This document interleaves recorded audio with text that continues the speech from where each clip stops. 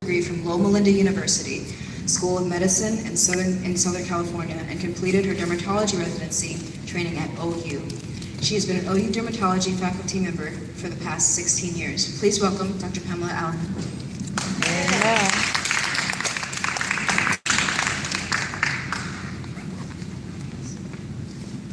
Thank you. She said that I was an associate pastor. In the very beginning, I'm a professor there at the University of Oklahoma, just down the street in the Department of Dermatology. And I do a lot of church and community and women's ministry presentations on skin, hair care, all sorts of things that may be interesting to just the general public, as well as to medical professionals and to residents and medical students in different ways. But today, we're going to talk a little bit about skin issues that we see very commonly in skin of color. And a lot of these issues are common to all colors of skin. And so we're going to look at some of these. Is this the new one? Okay. And so when we talk about skin of color, we're talking those of us who are able to tan more easily, those who are able to tan more than they can burn. And that's because not because we have more pigment cells in our skin, but because of how much melanin each of those pigment cells make. So this is going to be your basic science slide today, but this is a schematic of our skin. Let me see, is this, oh, I'm sorry. I was looking to see if there was a red, which one is the red one? The top? In the middle? Sorry. I'm not sure what that is, but anyway, what you're seeing is the very top is the dead skin layer, okay? And the epidermis has 4 layers, and the top layer is the dead skin, which we call the stratum corneum. And then there is kind of a lighter layer. That's where those cells are slowly dying and extruding out their contents, the DNA and all of that. The biggest layer within the epidermis is called the spiny layer, or the stratum spinosum. And all of these layers contain epidermal cells, which we call keratinocytes. But do you see that yellow body that's kind of at the bottom of the epidermis? It looks like it has spider-like projections, finger-like projections going and weaving in and out of our skin cells. It is found at the bottom of our epidermis, and that is called, the scientific name is melanocyte. That is actually the medical term for a pigment cell. That is what our pigment cells look like. It's just not a round cell, but it actually has little finger-like projections that weave in and out our regular epidermal cells.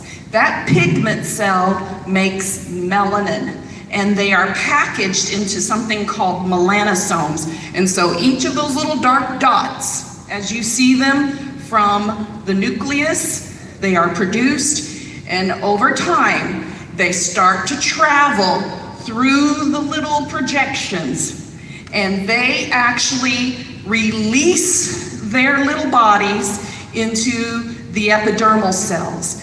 That is what gives us the color to our skin. And there's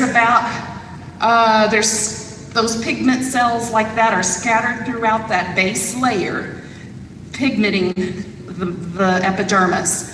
So no matter what color you are, I don't care if you are redhead, blue-eyed, freckled, pale, can't tan at all, and to the darkest of dark, that you always tan, you never burn.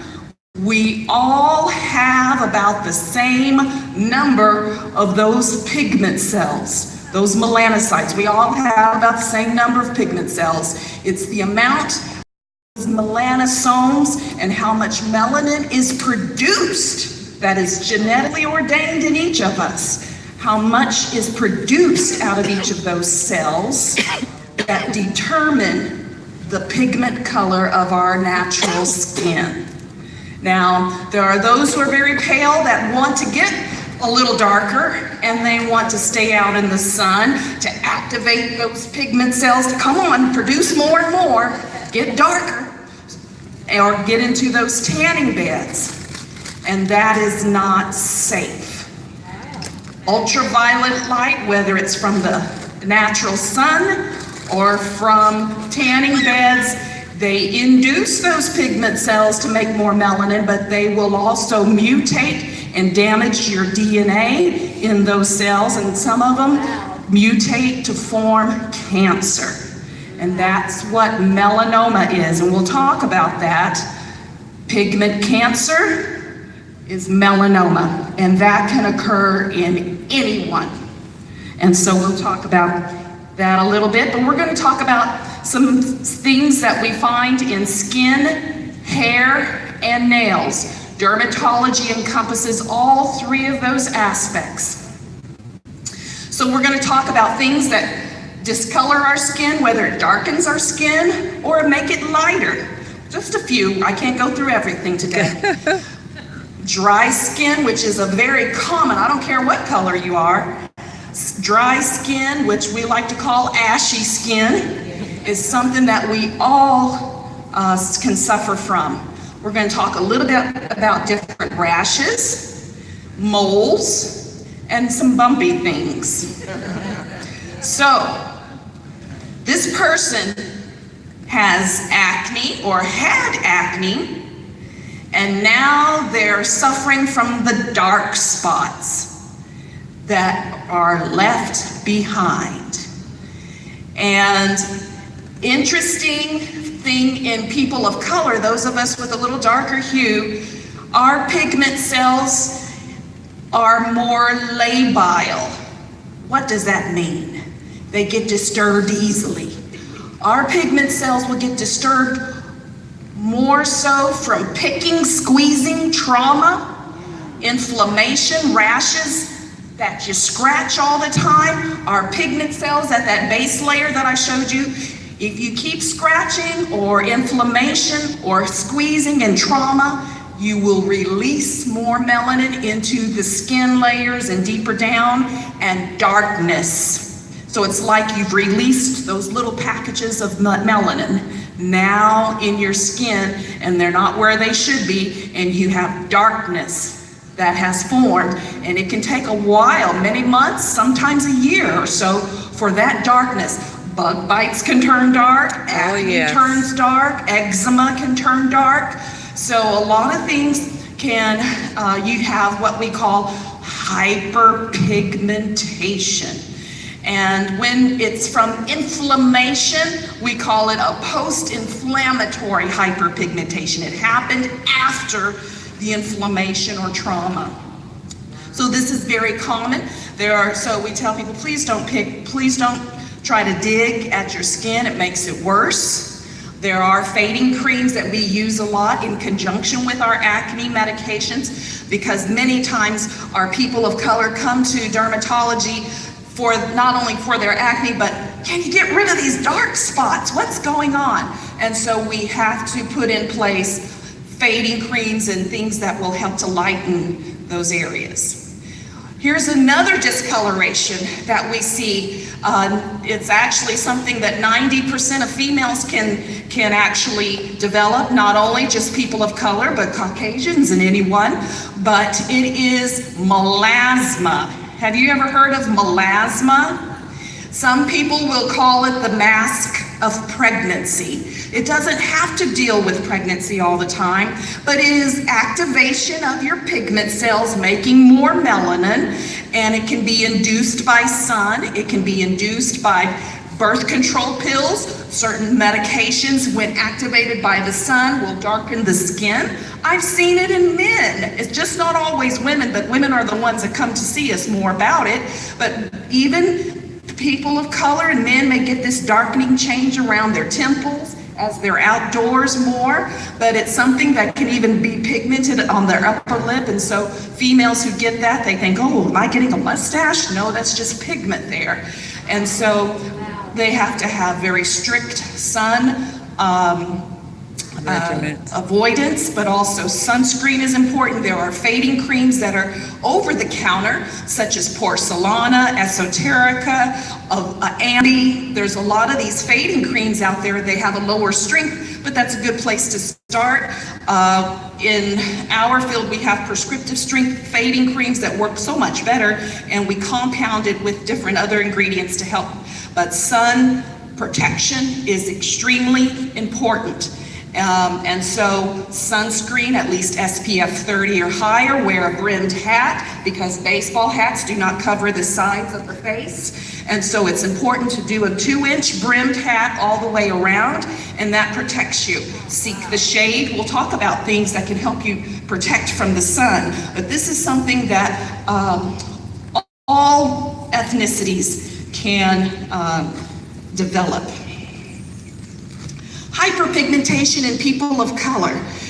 This is something that's benign. The mucosal surfaces as well as the palms and soles. Some of you may want to look at your hands, and if you see little dark flecks, little brown spots on your fingers, on the palms, that doesn't mean anything bad. It's just a natural variation in our ethnic skin. Some people, and it is true, the darker your skin, it seems to be more prominent in those who have gingival hyperpigmentation, pigment on their gums, or little flecks on their lips. That is a normal thing. And so you can see that, and I have to educate our residents who may have not been exposed as much to our people of color. As we see it in our patients, I talk to them about that as being a normal ethnic variation. Another pigmentary change that we see in people of color is hypopigmentation. That means low in melanin. And so you can see the lighter rim around certain areas that may have been inflamed. So as I talked a little bit before, that pigment cells in people of color are very labile. They get disturbed very easily. You can form dark spots very easily from trauma, from bug bites, from acne, pinching, squeezing, eczema even turns dark. But you can also have where your pigment cells don't produce much at all, and so you get a lighter change around areas of eczema or trauma. And so sometimes that happens, and we call it post-inflammatory hypopigmentation. Now, as women get older, and I've seen this actually in Caucasians too, as women get older, you can get these little light dots, spots. They look almost like confetti on your legs. Has anybody ever seen that before or noticed it in others? Okay. It's called idiopathic guttate hypomelanosis. What does that mean? Idiopathic is just a huge word for we don't know what causes it. Unknown etiology, as they say. Guttate means teardrop, very small circles. Hypo, there's that word again, low in melanin. And so you get these little light spots on the legs. They do believe the sun plays a part in bringing these out. And we see it as well in our Caucasian friends who may have a lot of sun damage, and in between all of those browning spots, you see little tiny light spots in the area, but very common on the legs of African American women. And so a lot of people come to the office for it, but we tell them, there's really nothing that you need to worry about. We don't really do anything with it. You can't really get rid of them once they're there, but to use sunscreen for protection. All right, let's talk about the scaly things. How many of you have experienced dry skin? I think everybody needs to raise their hand on that one. Whether it's dry, cracked lips, whether it's dry hands, whether it's feet with cracked fissuring. To develop dead, dry skin, that means you've had to have at least lost about 10% of your water volume in your epidermis. You know, the epidermis, our top layers of the skin, contain water. It contains certain fatty molecules that hold on to water, that seal the water within our skin. And if any of those, if the water evaporates in certain ways, or you're scrubbing with a harsh soap, removing all of those lipids, the cholesterols and things that are within our skin, you will become very dry.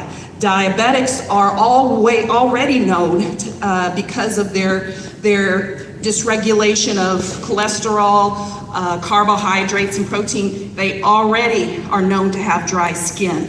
But if you are one of those who are obsessive compulsive and washes your hands over and over every day, you know, even without times where you really need it, you're going to strip the oils out of your skin and you're going to become very dry and cracked, and sometimes to the point of getting inflamed. I've had people in our office that have almost hamburger meat of their hands from so much stripping of their skin with those antibacterial cleansers. I'm not saying you can't use it, but over time it can become an irritant. Hot water all the time on your skin will strip your natural oils, just like hot water on a greasy pan in your dishwashing. It's going to strip the oils. You don't take out oils on a greasy pan with cold water, but what happens when you do it with hot water on your skin over and over? It's going to strip the natural oils out of your skin. And so you will become very dry, cracked, you become itchy, and those cracks. Do you see the heels? That's a very common thing, especially in our females. We love to wear sandals and our little heels out and all of that. But the environment, just the air, the heat, and the environment over time will dry those heels. Wearing flip-flops and different open or back toe shoes, you will over time develop very dry, cracked heels. And so in the hospitals and in our work, we wear closed-toed heels and our toes, as well as a type of protective shoes and socks. And so that actually keeps your feet nice and soft. But there are moisturizers that help to soften and melt the dead skin. One of my favorites, and I don't have any proprietary things to disclose, but CeraVe, one of the ones I like, they have a salicylic, which is a chemical peeler, salicylic acid in their cream. There's one that's for rough, bumpy skin. You can find it at Walgreens, Walmart, any drugstore in the lotion cream section. To help moisturize. So if you wash, take a bath or shower, you need to do it within just a few minutes. Don't soak for 10, 20, 30, 40 minutes. You're stripping your oils. Once you come out, you're supposed to pat dry, and within 2 to 3 minutes, you are supposed to seal in your moisture beads with a moisturizing cream. Lotions are more water-based than creams and ointments. That means it's the water-based lotions. Yes, they're the pump bottle kind. They're thinner. They do not have as thick of a substancy to it, so it's going to evaporate quicker. So that means a lot of times when you put lotion, any kind of little body lotion on your hands, you know, a minute later, sure didn't last long, did it? I don't feel that moisture there anymore. So you look for things that are oil-based, and so the thicker they are, the more oil is within the product. So creams and ointments are overall better than lotions when you're talking about moisturization and sealing in the water beads that you have on your skin after showering. Can you cook with? One of the products that can happen from dry skin that's associated is something called atopic dermatitis. It is the medical term for eczema that happens in kids. Usually it develops before the age of 5, and you are very itchy. Little babies initially develop it on their face. They're drooling, all that moisture and the saliva irritates the skin, and they can have it over their trunk, but over time, as they get older, they are more coordinated. They can then scratch, and it forms many times in the creases of the arms and the back of the knees, and over time, they continue to scratch, and it thickens the skin. We call it lichenification. As you see, the colors are changing. So yes, in eczema, you can get hyperpigmentation. Disturbance of those pigment cells are happening. And so this is something that we see in all ethnicities. We have pediatric dermatology clinic, and 80% of our patients are coming in with this, that we're in of different severities. Some it's very mild, others it's very bad. It can be associated with asthma, congestion, and there's usually a family history. Mom, dad, brother, sister has it too. And so these are things that we deal with, and so these are the types of things that may start with the pediatrician, but many times if they're not able to get it under control, they're sending them to a dermatologist. But in the midst of treatment, moisturization is extremely important. And many times in our young parents, a lot of the products over the counter can get expensive. And so things that we'll tell them, if you want a big tub of an ointment, an oil-based, go ahead and get you some Crisco. It'll work just as well, just don't get the butter flavor. But I'm telling you, the solid Crisco is just as great of an ointment as you wouldn't believe. And it heals the cracks, and it's a large tub of it, so. Another flaky, scaly thing that many people have, men and women, is seborrheic dermatitis. The word seborrheic means oily, and the dermatitis just means inflammation of the epidermis, scaling. This is what people call dandruff. In babies, it's called cradle cap. And it can continue into adulthood, not just the scalp, but it moves into the face. Flaky eyebrows, flaky creases around the nose. Men who have beards, you can get flakes and redness that develops, and you're not contagious, but it is something that we can also see with those who have asthma, allergies, dry skin. In people of color, it tends to make little light spots. In those who are a little fair, it's pink with the scales on it. And it can get into the scalp, and those who are hairy-chested, the scales can be there too. They love the hair-bearing regions. And so it's something that we can't cure, but we control it with dandruff shampoos. So over the counter, there's many of dandruff shampoos that contain ingredients such as zinc, selenium,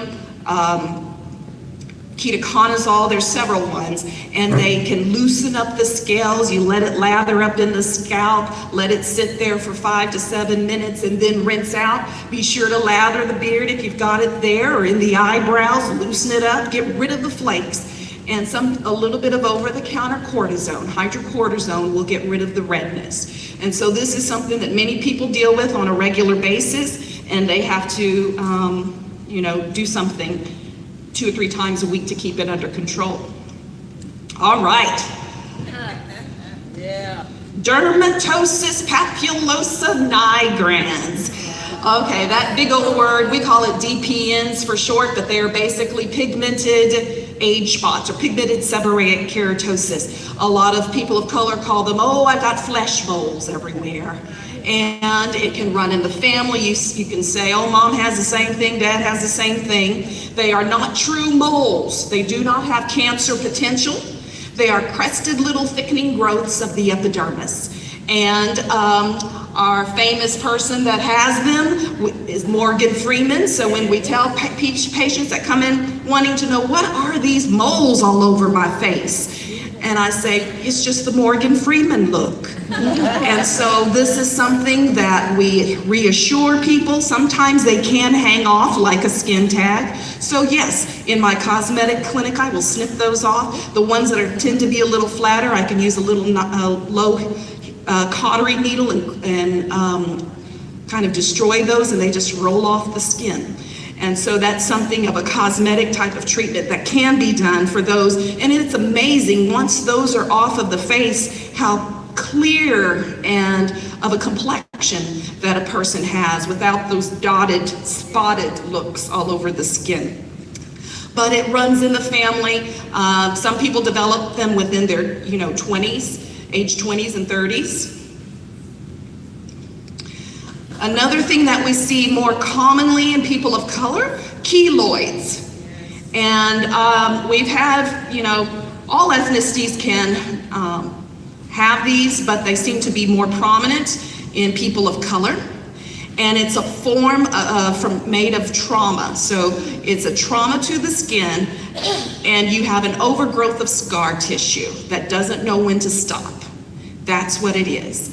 And so it can come from even a pimple of acne. And it can start to stretch over the chest area, because that's an area that we tend to stretch and move. And so they travel from just that one spot of an acne. The keloid will travel. You can develop it in tattoos. So that may be a good reason not to be getting tattoos, because you just never know how your skin may, react and respond. And you can also get them when you pierce your ears. And we have a lot of people, teenagers and adults, that come to us wanting to get rid of their keloids on their ears. They're very embarrassed, and they've got that one, and then they got another one starting up here with a keloid, and then another one here from all the piercings.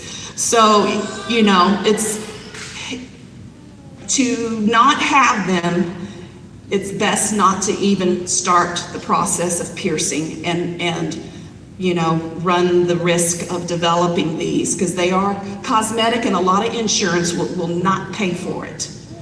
And this tends to be an out-of-pocket cost, so if that's what it happens to be, it's best not to even start it. But what happens is those who are prone to keloids, when we cut them off and put the stitches in, 50% of them come back.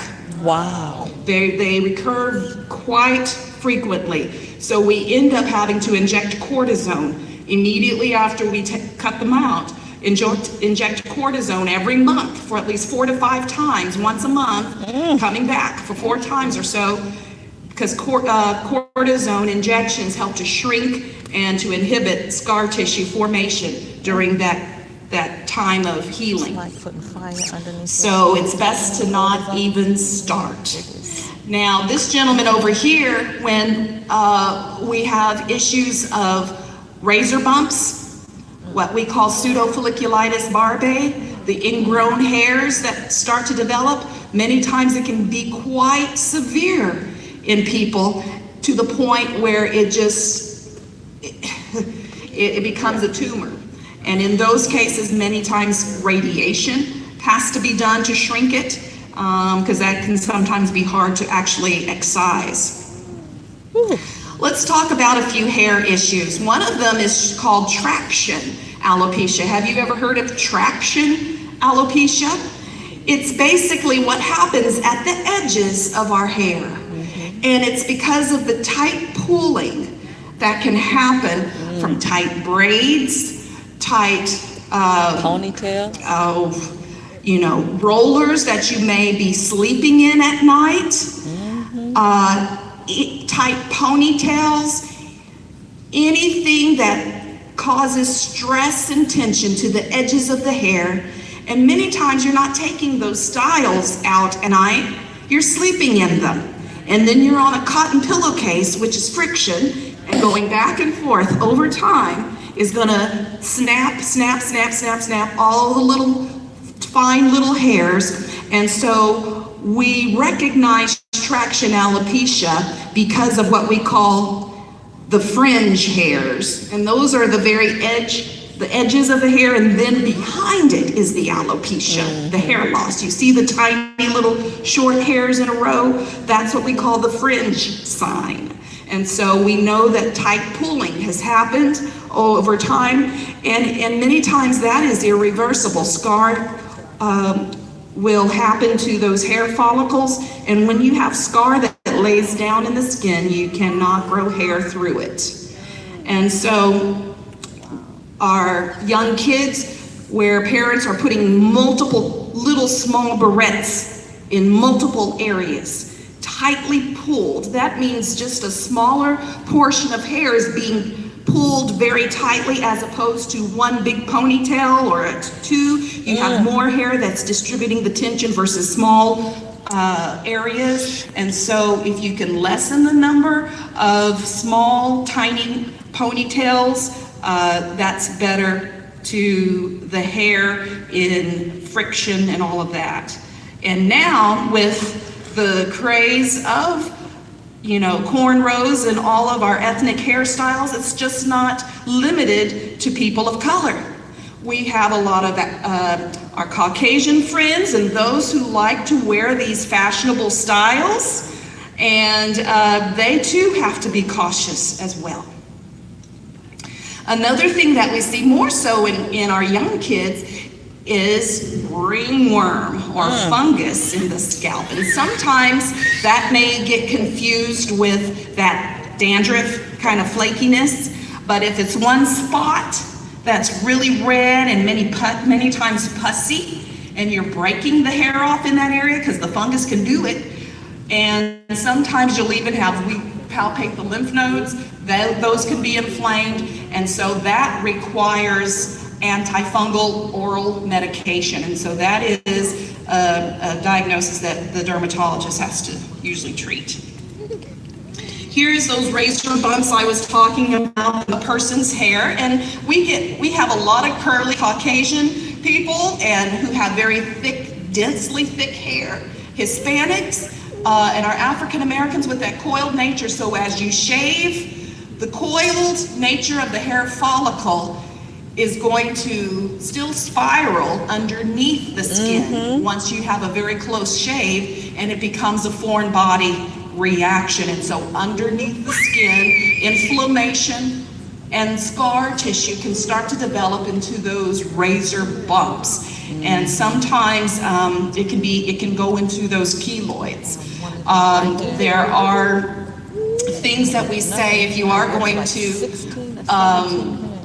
shave, you want to shave in the direction of the hair growth. Do not go upward. A lot of people do like to go upward and against the grain because it gives you a closer hair shave, but it actually will make those hairs snap back even shorter and go deeper into the skin and make the coiled nature happen under the surface of the skin. Yes. So shaving with the direction of hair growth, and they say, I know that there are 4 and 5 bladed hand-held razors out there, and just realize that's 4 and 5 times it's cutting your skin. Yes, it's getting shorter, but that means it's snapping back deeper in the skin like a coil and starting that process. So we say 1 to 2 blades going downward. Do not pull your skin tight, because that too will cause it to snap back deeper in the skin and cause the coil phenomenon. If you can do the electric, triple head razor, that's great. For those who aren't able to,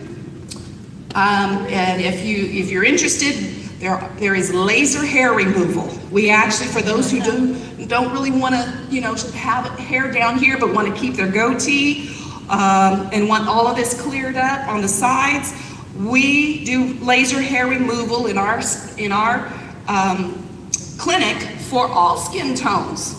And we have the laser that is safe for people of color. And it really helps to make it smooth. All of these bumpy changes are gone. And without shaving, then all the darkness goes away too. You don't have that trauma anymore of clipping over those areas. And so we offer that, and many times insurance will pay for it because of the inflammatory condition that it is associated with. So come see me. And same process that can happen on the front can happen in the back side for the same reason, and that's called acne keloidalis nuchae. So basically these keloidal bumps that can happen in the back of the scalp, kind of a similar process that happens in the bearded region.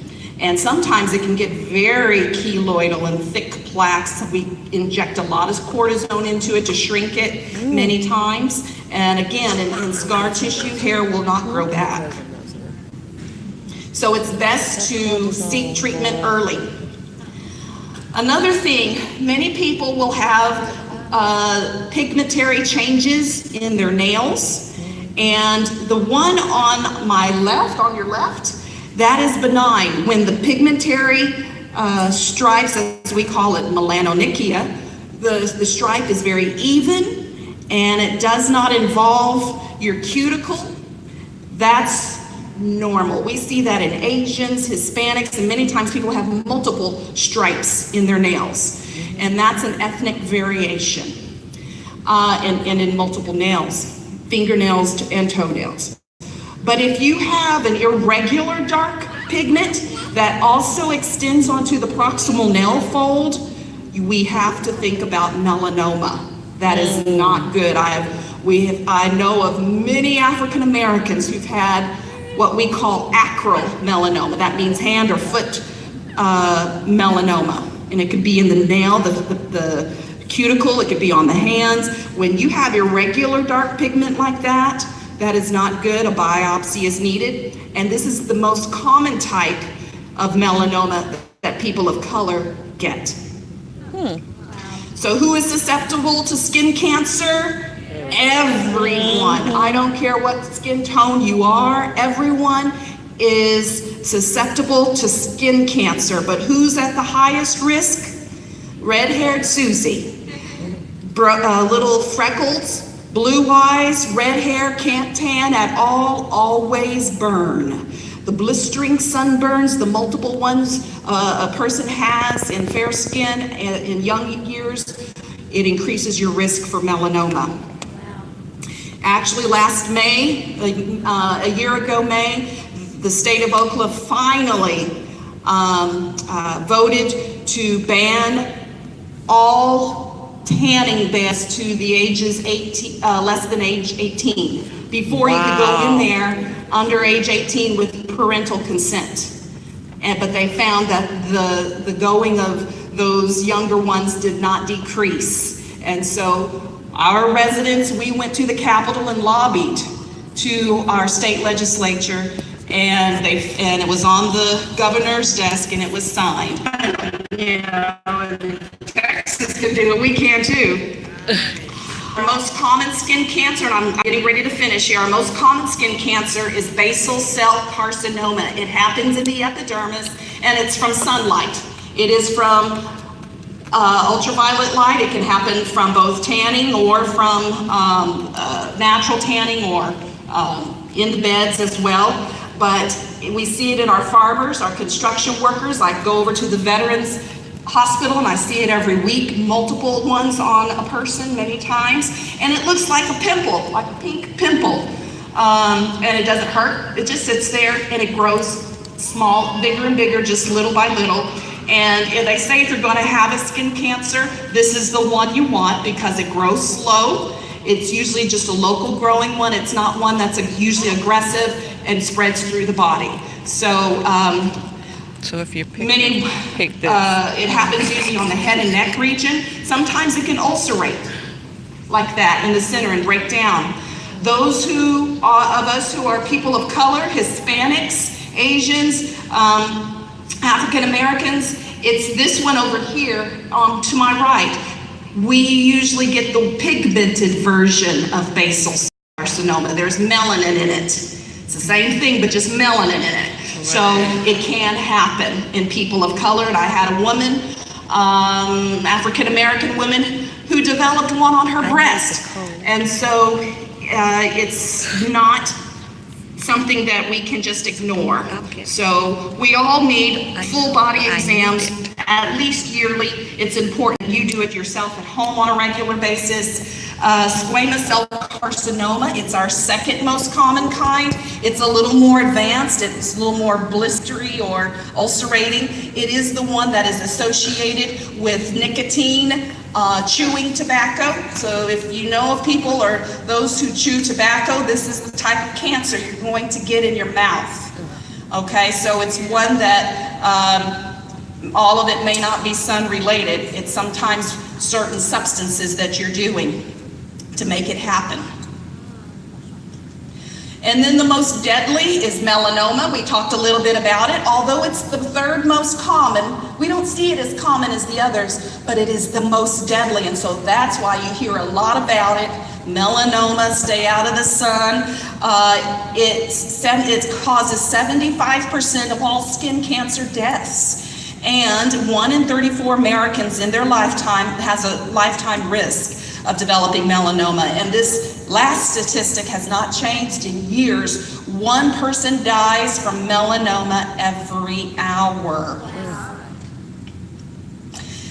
It's very hard to maybe look at all of this, and I'll go through it each quickly, but on your very left side, that's what a normal mole. Some moles are lighter brown, some are pink, but they're very oval. They're even in the color throughout. Some are flat, some are raised. And onto the next picture column is what melanoma, all the irregular things. And we call, there are characteristics that we call A, B, C, Ds and E's of melanoma. One is A for asymmetry. Can your